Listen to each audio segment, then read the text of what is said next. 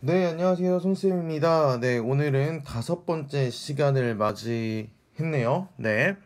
오늘은 5차시 내용을 다룰 예정인데요. 오늘은 위진남북조 그리고 수당제국 그중에서 파트 1이라 그래서 오늘은 그중에 이 위진남북조 이야기를 먼저 하려고 합니다. 위진남북조랑 수당제국을 한꺼번에 다루기에는 좀 시간이 오버가 될 것 같아서 이거는 좀 학습지를 이렇게 잘랐습니다. 그래서 학습지도 5차시, 6차시로 나누었고 그리고 이제 그 쌤 수업도 이렇게 나누어서 설명을 하려고 하니까요. 오늘은 이 춘추전국 시대부터 수당 그 가운데 있었던 이제 위진남북조 시대의 전개 과정에 대해서 한번 살펴보려고 합니다. 위진 남북조 시기라고 얘기하니까요. 그 이야기를 한번 쌤이랑 같이 한번 살펴보도록 하죠. 그럼 수업 시작하도록 하겠습니다.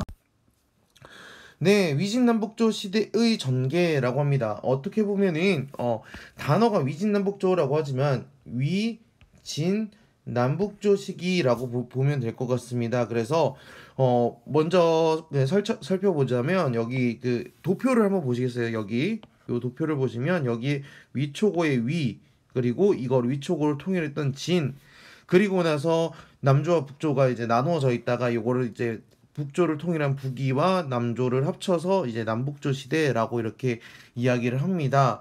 그렇게 여러분들 보시면 될 것 같고요. 빈칸을 한번 채우면서 내용을 한번 다시 한번 살펴보도록 하겠습니다. 자, 삼국시대 후한 한나라가 이제 황건적의 난으로 멸망을 했어요. 황건적의 난으로 멸망하고 여러분들이 잘 아는 중국사 중에 거의 제일 많이 아는 위초고 삼국지의 시대가 등장합니다. 위나라의 조조, 뭐 총나라의 유비, 오나라의 손권 이런 식으로 나누어져 있다가 위초고 다 망하고 이제 위나라를 이었던 진에 의해서 이제 통일이 됩니다. 그래서 위진 시기라고 보면 되겠고요. 그리고 나서 진나라가 통일을 했는데 이 중국이 이제 불안한 가운데서 위쪽에 있던 이제 흉노, 뭐 저, 갈, 강, 선비 이런 그 오호라 그러죠. 중국 입장에서는 오랑캐들, 유목민족의 침입으로 인해서 기존에 있던 한족이 이제 창장강 이남의 강남 지방으로 이주를 하게 됩니다. 그러면서 이제 분열되었던 시기를 우리는 위오호 16국 시대라고 이야기를 하는데 앞서 얘기 드렸던 북방의 오호, 흉노, 선비, 갈, 저, 강 이 다섯 가지의 부족들이 기존의 한족들이 살고 있던 황허강 지역의 화북 지방에 이제 여러 나라들을 세우면서 흥망을 거듭합니다. 그랬다가 이제 남조와 북조로 이제 좀 더 정착이 되는 시기. 그게 바로 이제 유목민족이었던 선비족, 그 중에 하나였던 선비족이 화북을 통일해서 북이라는 나라를 이제 건설을 합니다. 그러면서 북조에 이제 통일된 국가가 등장하기 시작하고 남조 같은 경우에는 강남, 창장강 이남 지방, 창장강 주변 지역으로 이주한 한족, 기존의 중국 민족인 한족이 세운 왕족 송제, 양, 진으로 구성되어 있습니다. 그 왕조들이 이제 모이면서 이제 남조와 북조로 중국이 갈라지게 되더라. 라고 여러분들이 이해하시면 될 것 같습니다. 그렇게 시대상을 한번 살펴보시면 되겠고요. 그렇다면 이제 그 화북 지역을 통일했던 북이라는 나라에 대해서 한번 살펴보려고 합니다. 북이 같은 경우에는 대표적인 정책이 하나 있었는데 그게 바로 한화 정책이었어요. 한화 정책이라는 거는요, 간단하게 풀어서 얘기하면 한족처럼 된다는 정책을 이야기를 하는 겁니다. 그래서 기존에 있던 선비족의 복장이나 언어를 금지하기도 하고요. 기존에 너희들 유목민족 때 하던 거 하지 마. 그리고 한족과의 결혼 같은 것들을 장려하면서 아예 북방민족이 한족처럼 되려고 하고 여러분들 교과서에 보시면 교과서 41쪽에 오른쪽 날개를 보시면 오히려 그 한족이 호족의 입장을 따라하려고 하기도 하는 등 북방민족의 문화와 한족의 문화가 융합된다. 다르게 얘기해서 이거를 호한융합이라고 합니다. 호환이 융합이 됩니다. 그리고 경제적으로는 자영농을 육성하고자 하는 목적으로 나라에서 이제 땅을 나누어 주는 균전제를 실시를 합니다. 이 균전제는요, 우리 다음 시간에 당나라 얘기할 때 좀 더 비중 있게 다뤄지니까 그때 한 번 더 다시 보도록 할게요. 그게 바로 이제 북위의 특징, 한화 정책과 함께 같이 한번 살펴보시면 되겠고요. 아래 사료 같은 경우에는 한화 정책의 대표적인 예시입니다. 사료를 살펴보면은 북위의 대표적인 황제가 효문제인데요. 효문제가 이제 북방의 언어를 금지한다라고 되어 있습니다. 그러면서 아래 보시면 올바른 언어에 익숙해지면 풍속이 새롭게 교화될 것이다 라고 이야기를 합니다. 그런 식으로 여러분들이 한화 정책을 실시했던 효문제를 잘 정리해 주시면 될 것 같습니다. 하나만 더 얘기를 하면 이제 수도도 기존의 북방민족이 있던 곳에서 그 중국 화북 지역이 황허강 주변이었죠. 황허강 주변이었던 러양으로도 수도를 천도하는 것도 뭐 한화 정책의 일종으로 한번 살펴보시면 될 것 같습니다. 넘어갈게요. 반대로 그러면은 이제 창장강 이남 지역, 창장강 이남 지역에 있던 여기 남조에서는 어때 있는가? 강남 지방 그리고 강남의 경제력이 향상이 됩니다. 왜냐하면은 여러분들 생각해 보세요. 위도가 낮아지면 따뜻해지잖아. 따뜻해지면은 농사짓기가 굉장히 좋아집니다. 농사짓기 게다가 창장강이라는 큰 강이 있으니까 경제력이 크게 향상이 되는데 창장강 유역을 개발한 것뿐만 아니라 여기에 여기 빈칸이 좀 작네요. 벼농사까지 보급을 합니다. 벼농사 우리 청동기 철기 넘어오면서 벼농사 시작되면서 생산량이 급속하게 증가하면서 사유재산이 등장하기 시작했다라고 이야기를 했습니다. 그런 것처럼 벼농사를 보급을 하면서 굉장히 강남의 경제력이 향상이 되었다라고 보시면 되겠고 정치 같은 경우에는 우리 그 지난 시간에 한나라 얘기했을 때 향거리 선제 얘기했습니다.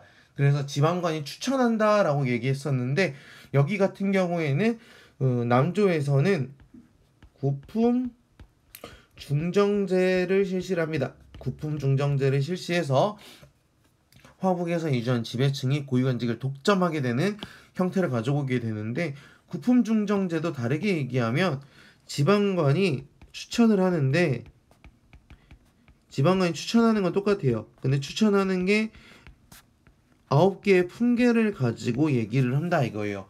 이 친구는 뭐 1품이다. 이 친구는 7품이다. 이런 식으로 얘기를 해서 추천을 하면 보통은 나라에서 이제 채용을 할 때는 그거보다 한 2개 단계 아래에 품계에 임명을 해서 관직에 채용을 한다고 해요. 그러다 보니까 높은 그 품계를 받은 층은 거의 대부분들이 호족이라든지 굉장히 지방의 유력 가문들이겠죠. 그러다 보니까 여기 화북에서 이주한 지배층이 고위관직을 독점한다라는 거가 특징입니다. 그러다 보니까 그들끼리 계속 그들끼리만의 뭐 카르텔이 만들어지다 보니까 이들이 좀 더 호족과는 다르게 문벌 귀족으로 성장을 한다. 우리 그 한국사 할 때 고려시대 때 봤던 문벌귀족 그런 부분이랑 살짝 비슷하다고 여러분들 생각하시면 되겠습니다.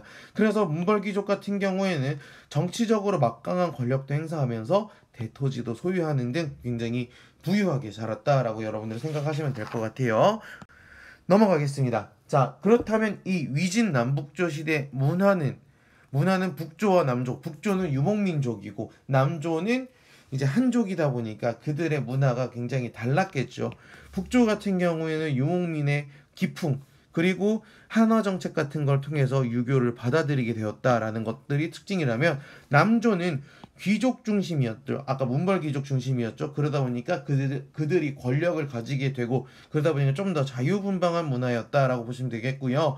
그리고 굉장히 정치가 혼란스러웠잖아요. 그래서 혼란스러운 정치의 상황에 따라서 이 기존에 이제 정치에 크게 관심을 갖지 않는 노장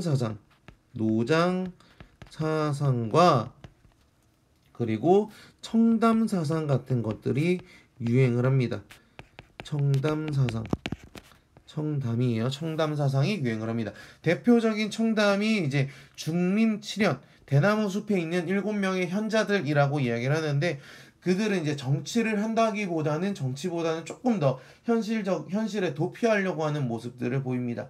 정치가 혼란스러우니까 정치에 크게 관심을 갖지 않으려는 그런 모습을 보여서 대표적인 작품이 도요명의 귀거래사 돌아간다는 겁니다. 돌아간다는 것을 의미하는 여기 보시면은 그 시를 보시면 뭐 세상 사람과의 교류를 끊고 세상과 나는 서로 잊고 말지니 뭐 다시 한번 관리가 되어도 거기서 무슨 구할 것이 있을까? 나는 이거 다 버리고 다시 고향으로 돌아가겠다라고 하면서 현실을 도피하는 그런 모습들이 보이는 것이 이 대표적인 남조 시대의 문화적인 특징이었다라고 보시면 되겠습니다.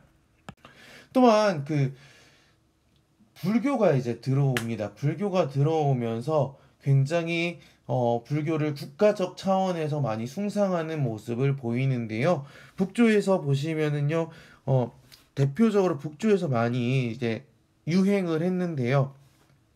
차별을 하지 않는다는 것, 차별을 하지 않는다는 불교의 특징을 왕실이 환영을 합니다. 그러면서 대규모의 석굴사원을 축조를 합니다. 이거를 받아들이면서 석굴사원을 축조를 하는데 대표적인 게 윙강석굴과 룽먼석굴. 여러분 학습지 앞쪽에 보시면 또는 교과서 40페이지 지도를 보시면 아까 효문제 천도 얘기했을 때 평성, 러양 얘기 나왔습니다. 그 옆에 있는 뭐 윙강석굴이라든지 그리고 룽먼석굴이라든지 그 큰 불상들이 굉장히 나와 있는 것들을 볼 수 있습니다. 여기 보시면은 윙강석굴 여기 사람 있는 거 보이세요? 사람보다 엄청나게 큰 규모의 대규모 석굴 그 불상을 만들면서 부처님의 뜻이다 하면서 어떻게 보면 이거를 통해서 황실의 권위를 높이는 등의 모습도 보이게 됩니다.